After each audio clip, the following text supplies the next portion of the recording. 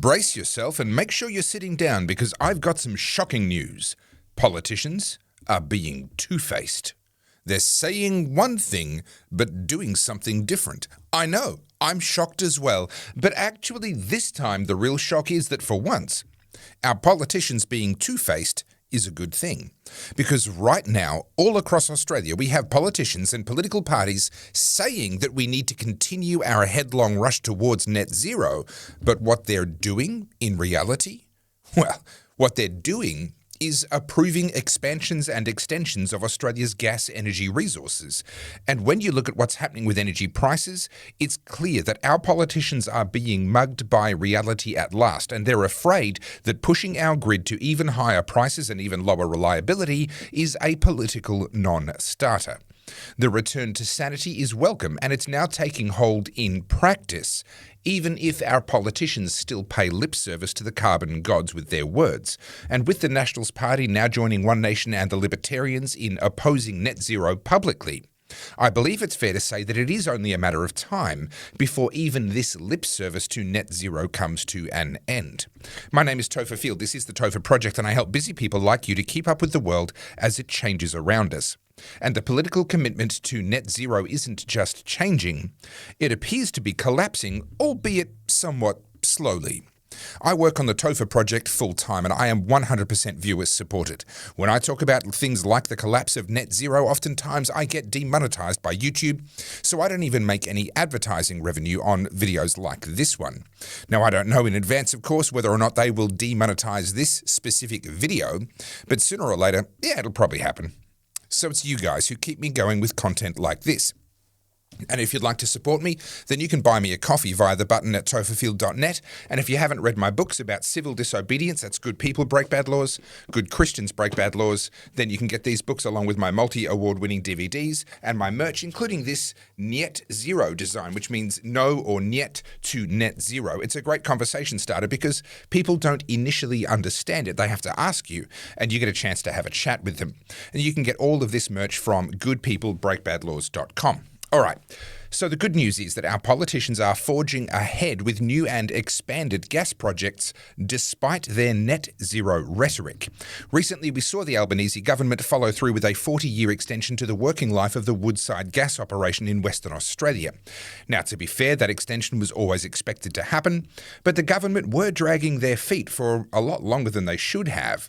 And given the rhetoric around net zero, investors and industry figures, not to mention energy consumers, we're starting to get nervous about whether or not the federal government were going to actually do what they always should have done and approve that extension. Well, that extension is now approved, but people are quick to point out that most of the gas from that Woodside plant is exported. And that's true. 15% of the gas is reserved for use in Western Australia, which is a large part of the reason why gas in Western Australia is 1/3 of the price of what it is on the East Coast. But the remainder is exported internationally. And lots of people say that's a terrible thing. And yeah, okay, I get where they're coming from.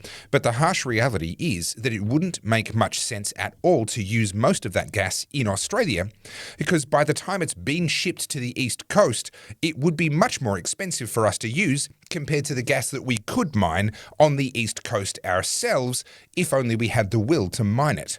And there's some good news on that front too, because Victoria has recently approved a new gas extraction operation off the coast of the Otways near Port Campbell. It's the first such gas mining approval in over 10 years, so it represents a meaningful return to sanity in Victoria. They've also approved a gas terminal near Geelong to import gas via tankers. Yes, we are still going to need to import gas into Victoria. I will go into some detail on that in a minute. But keep in mind that Victoria is doing this whilst also banning the inclusion of gas connections in new built houses. So the government has realised that they need new extraction and increased imports just to meet the existing demand. And I would suggest they're also looking at the reality that they need more gas to shore up the electricity grid. I'll come back to that in a minute too. Because the worst-kept secret of the renewable energy industry, around which this nonsense net zero fantasy has been built, the worst-kept secret is that it has to be shored up by some sort of either energy storage, like these fantastically expensive batteries that we're seeing pop up all over the place, Or it has to be propped up by some form of baseload power that can ramp up and down very quickly. And the reality is that coal can't really do that very well, but gas and diesel can. Yes, you heard me, diesel generators are being run sometimes flat out in places like South Australia and elsewhere to prop up our energy transition. Such is the instability of the grid because of the unreliability of solar and wind power. Now, the problem can be seen in the frequency with which our grid becomes completely dependent on coal, gas, and yes, diesel generators as the sun sets, as the wind doesn't blow. And batteries, well, they're nice in theory, but they are hideously expensive and frankly, they're environmental vandalism when you look at what has to go into them. And they can only provide a fraction of the demand for a fraction of the period of time that it's needed.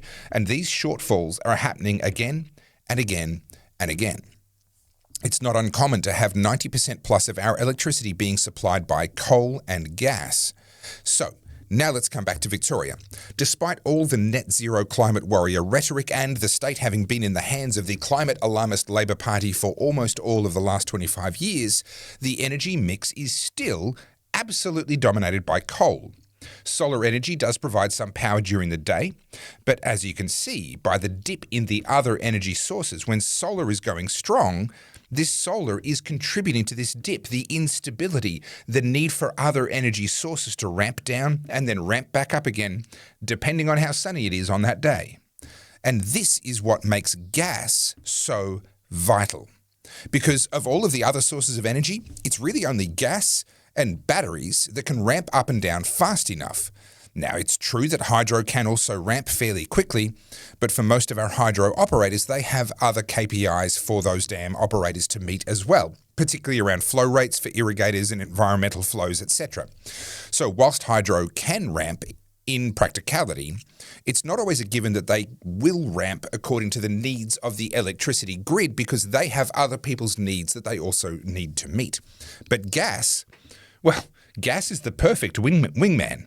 It's that mate who's always there down at the bar being your wingman when you need him but never cockblocks you. Or that is to say, never gets in the way when you wish he would go away. He's there when you need him and he's gone when you don't. That's gas. And whilst it's true that coal still provides the bulk of the energy in Victoria, as you can see, it's gas that makes it possible to integrate the unreliability of solar and wind into the grid without it collapsing. And that's a problem. Because in Victoria, we're not even halfway through the year and already they've used over 80% of the gas allocation that they forecast for themselves for this year. Yeah.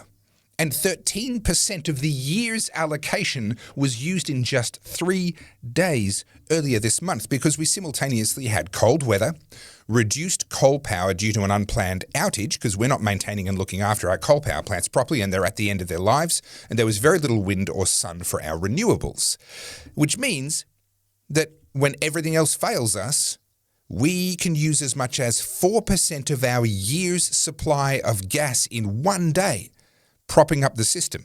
Now, the renewables lobby insist that such a scenario is proof that coal can't be relied on. But that claim becomes obvious nonsense because their answer is to shut down coal permanently. And guess what?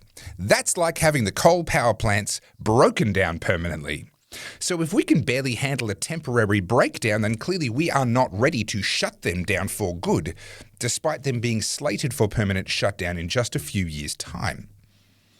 Now, the carpetbaggers insist that solar and wind only create intermittency problems in the grid because there isn't enough of it. If we continue pushing towards 100% renewables with battery storage, then these intermittency issues will go away.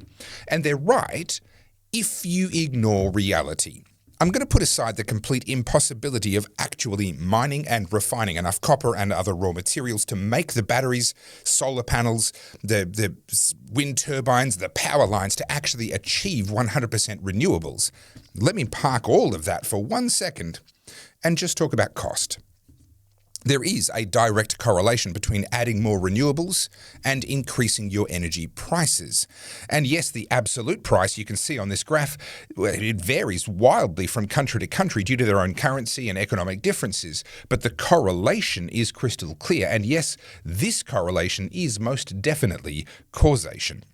The greater the percentage of renewables, the higher the price of power. But again, the carpetbaggers have a reply. In this case, they'll use data like this graph from South Australia, showing that, renewables are cheaper than coal and way cheaper than gas, and here's the data to prove it. Well, this data is for 2024 in South Australia and claims that renewable as a category delivered power at nearly half the cost of coal and less than half the cost of gas. Charts like this are deeply misleading because they intentionally miss two things. One, they miss the subsidies that are being poured into the renewables with cheap government loans and grants and expedited approvals and exemptions from all manner of expensive compliances that apply to everybody else.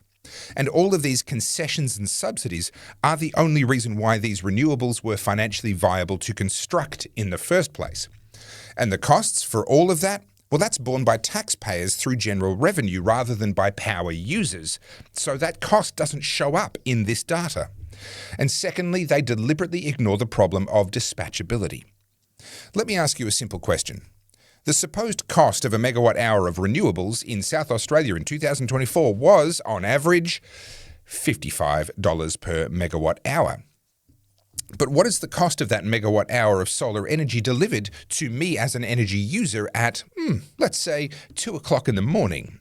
Well, the sun's not shining then. Let's say the wind's not blowing either. So now we have to look at the cost of battery storage in addition to the renewable energy production costs, because we now need the batteries to make that energy dispatchable at the time when it's needed. And now the cost equation is not so pretty. And then it gets even worse when you remember that all of our batteries combined can only meet demand for a few minutes. And then, well, once the batteries are dead, you cannot deliver a megawatt of solar power at 2 a.m.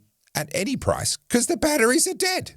And if you wanted to build enough batteries to supply full power all night, and then we come right back to the earlier problem that I parked, the problem of the feasibility of mining and refining all of that raw material just so that we can, save the environment by strip mining the entire planet? Come on. The thing is, we don't need power when it's generated. We need power when we are going to use it. And that's not a problem for coal, gas, diesel, or even hydro. All of those sources of power can produce their power when we need it. So us as consumers, we don't even think about the dispatchability problem. We take it for granted that the engineers that run the electricity system day by day are keeping it all balanced, and we're all good. The power will be there when we need it because it's produced when we need it. But renewables are only cheap if you ignore the fact that they add their power to the grid when it suits the renewables, irrespective of whether we need that extra power at that moment or not. Renewables are basically freeloading off the cost of establishing and sustaining a grid in the first place. Think of it like having a sail on a container ship. Yeah, okay, that sail will help a little bit. It will reduce overall fuel consumption a fraction. It's not nothing. But if it weren't for the massive diesel motors churning away night and day below the waterline, that ship would be going nowhere fast, and the shipping company would be bankrupt immediately. Now imagine that shipping container ship pulling into a port after a journey halfway around the world. And you've got the sails up the top boasting to the diesel motor down below that the power that the sails provided cost less than the power provided by the diesels. Ha. That's absurd. They would never have made it to port without the diesels. But that's what green energy carpetbaggers are doing with graphs like this one, boasting about how that intermittent, unreliable energy cost less than the reliable baseload energy that it freeloaded on. Renewables are freeloaders on the grid. And worse, they cause the rest of the grid to run inefficiently, with coal and gas and hydro being forced to ramp up and down rapidly. And in the case of gas, we actually have to keep gas on an extremely inefficient standby at all times. Even when we don't need power from the gas, we can't shut it down. We have to keep it idling, ready to cut in at a moment's notice in case the wind drops or too much sun goes behind too large of a cloud. And all of that inefficiency, all of that cost is added to the cost of the gas. But actually, that's not the cost of gas producing power. That's the cost of gas accommodating the intermittency of renewables, and that is an entirely different thing. And that's to say nothing of the spider's web of new power lines needed, because renewables are shipping power back and forth and all over the place in an ever more complex game of pass the parcel, where the music never stops and the package is made out of the highest energy bills that this country has ever seen. And if you think that more batteries or a Snowy 2.0 pumped hydro energy storage project is going to solve this problem, then let me remind you of this reality, that everywhere you look in the world, more renewables equals higher energy prices. It's just that oftentimes those higher energy prices get hidden into the inefficiencies which are caused by the renewables instead of being accounted against the renewables directly. Okay, so all of that is the reality of where we're at here in Australia, but you probably already knew most of that. The news here is that away from the headlines and the big spending announcements, governments and political parties around Australia, including federal and state Labor governments with a long history of being CO2 doom mongers, are now approving and expanding Australia's gas infrastructure and extraction, because they've been mugged by energy reality at last. They're keeping up the rhetoric publicly, but they're acknowledging reality privately, that we can't keep pushing prices higher or reliability lower, or they will pay too big of a political price. But now, the big news is that at last, in just the last few days, even the rhetoric has started to change. For years, we've had stalwarts of sanity like the Libertarian Party, the One Nation Party, speaking out against net zero. But the Liberal National Party have towed the globalist line and been, broadly speaking, in lockstep with Labor and indeed with the Greens, disagreeing only on the timeline, but not on the target. There have been some dissenting voices in their ranks, some voices of wisdom were there that whole time, but they've been viewed as irritants needing to be shut up rather than voices of wisdom to be heeded. But that appears to be changing. And now, in just a few short months this year, we've seen the Country Liberal Party in the Northern Territory end their support for net zero.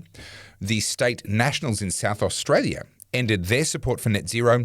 And now, as of just a few days ago, also the New South Wales Nationals have done the same, coming out in full support of baseload energy sources such as coal and gas. Now, at a federal level, things are a little less clear with the Nationals Party. There was a recent leadership spill against David Littleproud, which was unsuccessful, and officially at least the Nationals remain supporters of the Net Zero Project, for now. They've talked of reviews and similarly meaningless bureaucratic language ideas, but the tides have clearly turned at a state level. And whilst politicians in the Labor and Liberal parties seem content to keep up their pretense of concern for net zero rhetoric whilst supporting gas in practice, increasingly it appears that more and more politicians and parties around Australia are now finally dropping even the pretense, with the New South Wales Nationals being just the latest example. Now, the signs have been there for a while. I've been charting the fall of the net zero fantasy for a little while now, and this policy change is just a continuation of that trend. What's needed now is for each and every one of us to continue to educate those in the public who have been sucked in by the nonsense and don't understand all of the realities that I've just gone through in this video. So please help me and the Topher Project by sharing this video with friends who you think will like it, but more importantly, with the friends that you know need to see it, even if they won't necessarily like it.